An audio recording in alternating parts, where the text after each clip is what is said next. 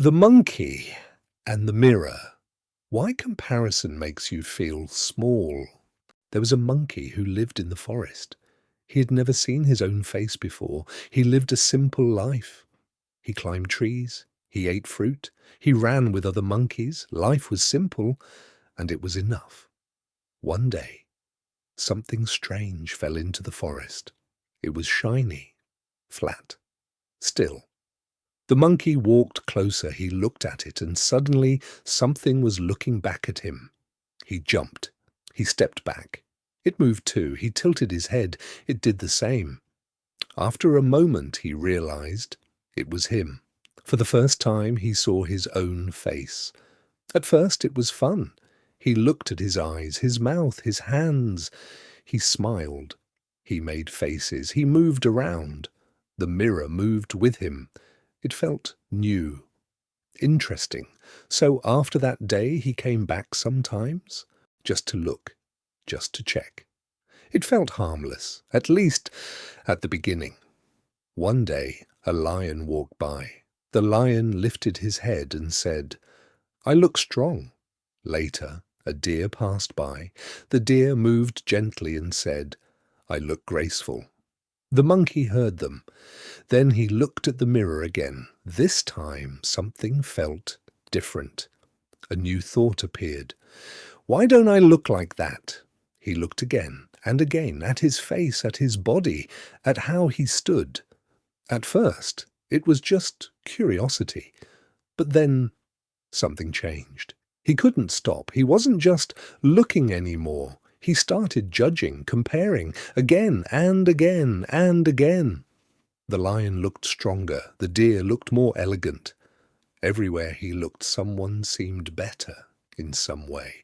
And the more he looked, the worse he felt. Nothing had changed. His face was the same. His body was the same. The forest was the same. But now he didn't like what he saw. Before the mirror, he never thought about himself like this. He was just himself. But now, he kept checking.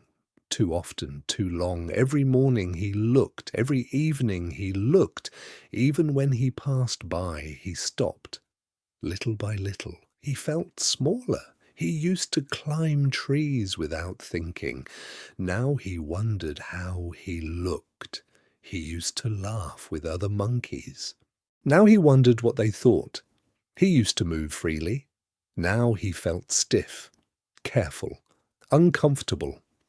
Nothing in the forest ever told him he wasn't enough. But the mirror became something else.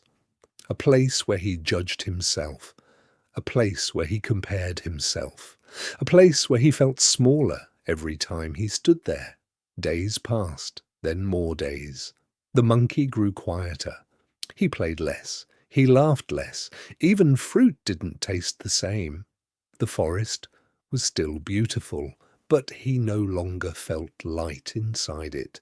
One afternoon, dark clouds filled the sky. Wind moved through the trees. Rain began to fall. The monkey ran. The mirror stayed. Then a strong gust of wind came. The mirror fell. It hit a rock and broke. The monkey stopped. He looked at it. The surface was shattered. His face was gone. Only broken pieces remained. He stood there in silence. For a moment, everything felt strange, then quiet. The next day, he came back. The mirror was still broken. He tried to look, but nothing was clear. No full face, no perfect image. Nothing to judge. He waited. Nothing appeared, so he left. The day after that, he came again. Still nothing.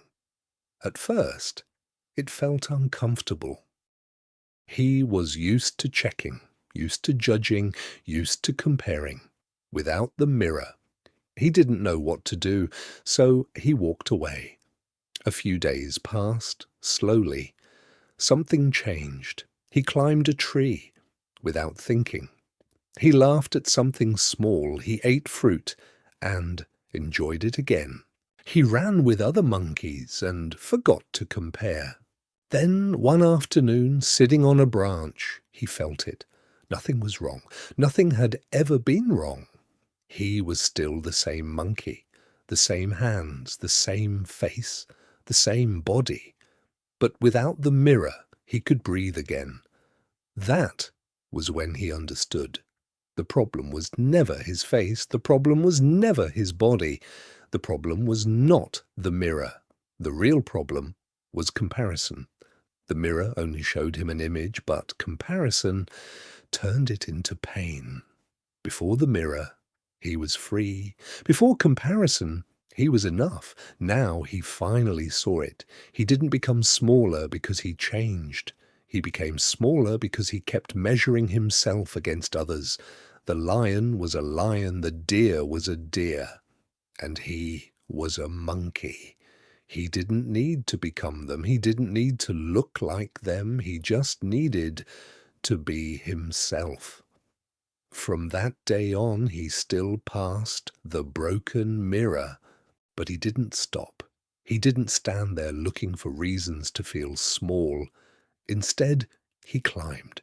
He ran, he laughed, he lived, and slowly the forest felt like home again. The mirror didn't make him feel small. Comparison did. Are you being yourself, or comparing yourself again?